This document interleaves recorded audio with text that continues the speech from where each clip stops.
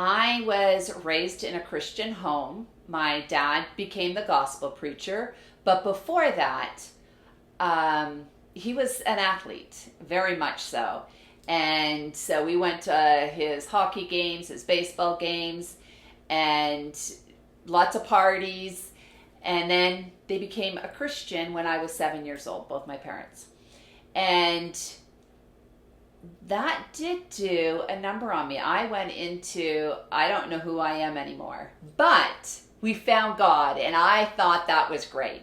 And I was very excited about it. I jumped in to all this very strict Christian family. And I thought, well, if this is what it takes to know God, I want to be able to be a part of that. I really did want to know him. And so my dad was a very black and white person, and when he goes into something, he dives all in. And I'm pretty much like that myself.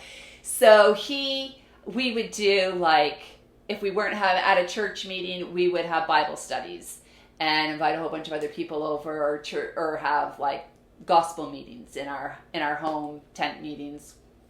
And so one time when I was about 19, a terrible events happened in my life, and I ended up leaving the church. And the more I was away from it, the more confusion started to creep in, and I came to a place that I did not want anything to do with Jesus. I didn't even like hearing his name. And but my life became very messed up, and I remember at some point I thought, I need to go somewhere to protect myself from myself and this crazy world that I lived in. And so I ended up going to a Bible school. And in that Bible school, I told them, listen, I have no money, and I will not take New Testament.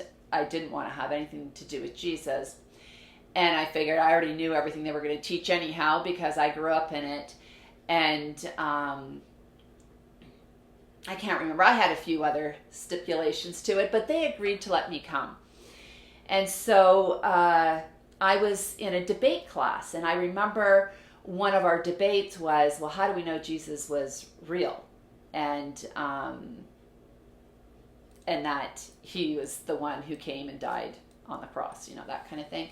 And so an answer popped into my head, and I wasn't doing anything biblically, but I wanted to do stuff more for history's sake.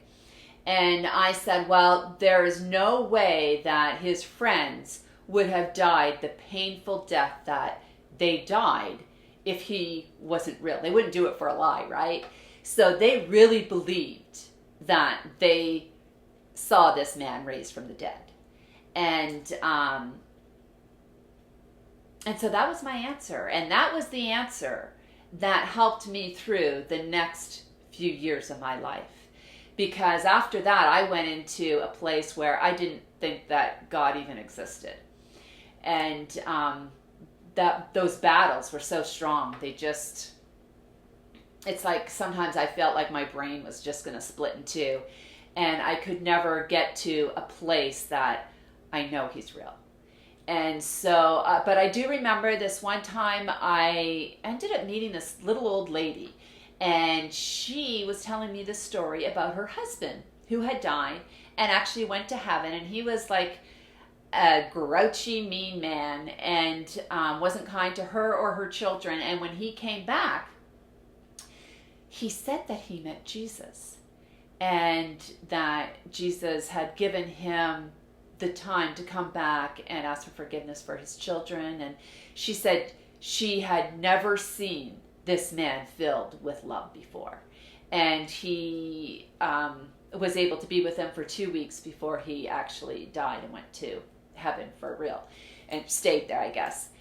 And it really stirred something in me. And for the first time I thought, this woman knows God, the God of Abraham. And I really liked the God of Abraham. I loved all that story. I thought God was really nice to this man and didn't demand all the stuff that the New Testament God did.